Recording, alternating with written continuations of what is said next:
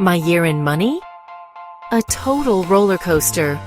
Highs where I felt like a financial wizard, and lows that made me want to hide my debit card. I still bought the lattes. This isn't about giving them up. It's about real wins, painful losses, and messy lessons in between. I tried budgeting, side hustles, and even outsmarting the stock market. Spoiler: I couldn't. Being good with money isn't about perfection, it's about honesty. If you've ever wondered where your money went, you're in the right place.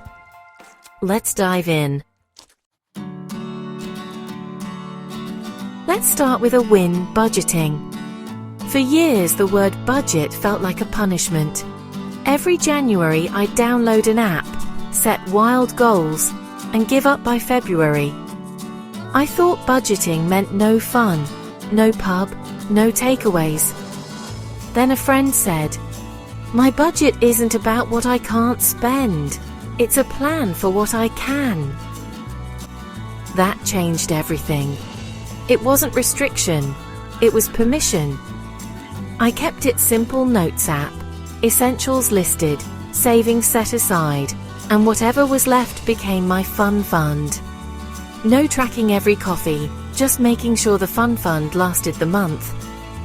Suddenly, I could buy a round for friends without guilt.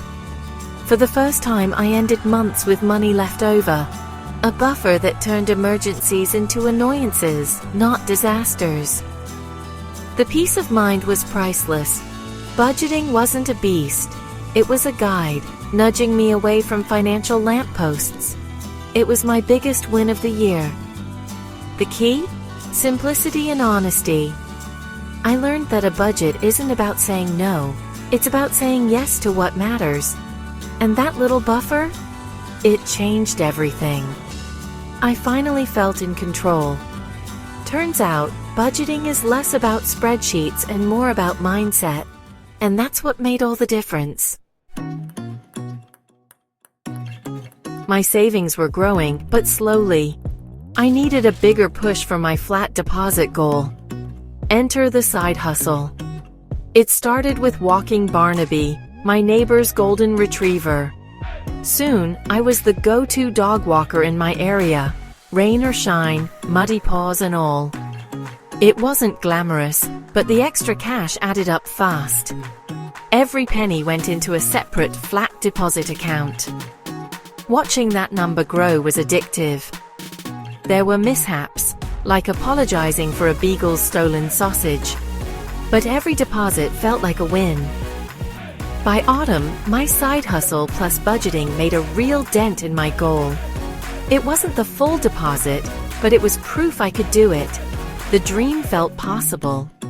The lesson: you don't need a revolutionary idea. Sometimes opportunity is right on your doorstep. Small, consistent effort beats waiting for a windfall. And sometimes, the best side hustle is the one that makes you smile. The journey was messy, but it worked. And it all started with one walk.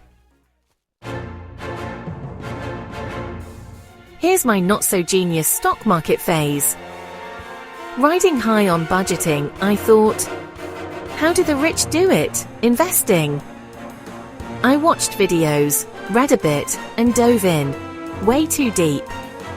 I picked a hot tech stock, convinced I'd get rich quick. Then, bad news hit. The stock tanked. My savings vanished. The lesson: I wasn't investing. I was gambling. There are no shortcuts. If it sounds too good to be true, it is. I learned to play the long game, not chase quick wins. And never risk more than you can afford to lose. The stock market tests patience, not bravado. Lesson learned. After my investment flop, I noticed the pressure to spend. Everywhere. Friends planning trips, colleagues out for pricey drinks, endless events. My fun fund was still recovering, but the fear of missing out was real. In the past, I'd have said yes to everything and worried later. This time, I had to choose. I was honest with friends. I'm on a budget, but let's do something low-key. To my surprise, nobody minded. Some were relieved. Turns out, good friends care about time together, not how much you spend. Learning to say no or suggest alternatives was empowering. It gave me control and protected my finances. Social life didn't have to mean overspending. Honesty and creativity went further than my credit card ever could. And I realized, real friends get it. Just as I felt back on track, life threw a curveball. A leak in my ceiling. The landlord fixed the pipe, but repairs inside were on me. A year ago, this would have meant panic and beans on toast for weeks. But I'd built a rainy day fund. Small, but steady. I checked my savings. It was enough to cover the repairs. Not joy exactly, but huge relief. My boring, consistent saving had paid off. The system worked. Emergency fund equals peace of mind. Preparing for the worst isn't pessimism, it's practical. That bill was a nasty surprise, but I handled it. I realized I was finally financially resilient. The stress was real, but the solution was ready. Saving a little each month made a big difference. I could handle what life threw at me, and that felt like real progress.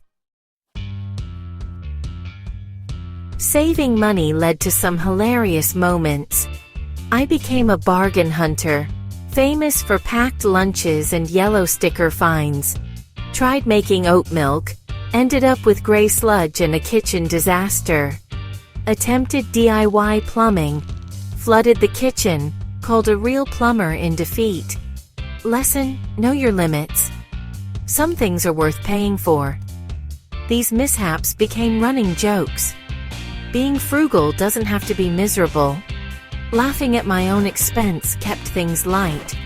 Saving money is serious, but life doesn't have to be.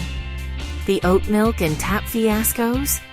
Not failures, just stories. The journey was messy but memorable, and a sense of humor made it all easier.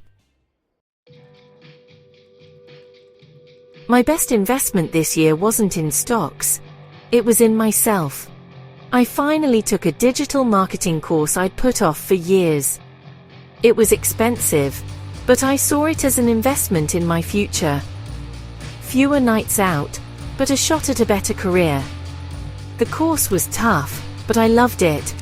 I gained skills, confidence, and started contributing more at work. My bosses noticed. I got a promotion and a pay rise. The course paid for itself, but the real return was personal growth. Sometimes the smartest thing you can do is bet on yourself. Saving and budgeting matter, but investing in your own skills pays lifelong dividends. That was the best money I spent all year. The payoff wasn't just financial, it was a new sense of purpose, and it changed how I see my future. So, that was my 2025, a year of wins, losses, and learning. I started anxious and out of control. I'm ending capable and optimistic. The path wasn't straight, but every step taught me something. I'm taking with me a simple, honest budget, the power of side hustles, and the lesson to play the long game. Most importantly, I'm carrying the confidence from investing in myself and handling surprises. I'm leaving behind the fear of saying no, the anxiety of ignoring my finances, and my day trading dreams. And definitely, no more homemade oat milk. If you're feeling wobbly about money, start small and be honest. Forgive your mistakes, celebrate small wins. My journey isn't over, but I finally feel in control. For the first time, I'm enjoying the ride. Here's to a sensible, successful, and hopefully less chaotic 2026. Let's see where the roller coaster goes next.